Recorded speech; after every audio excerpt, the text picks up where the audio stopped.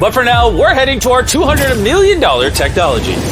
Which brings us to Upside Foods that has literally produced hundreds of thousands of pounds of chicken meat without killing a single chicken. Which is incredible because over 220 million chickens are killed every single day in order to sustain demands for their meat. And Upside Foods has spent over $200 million in research and development in order to create this technology. Let me show you how we do it. Please do, I don't understand. When we took cells from a chicken egg in 2018, we cracked an egg, we took a small amount of cells, and we froze them in this that goes down to -80. Wow. And you've used those cells to make hundreds of thousands of pounds of chicken meat. Step 2 is we take those cells, we gently thaw them out.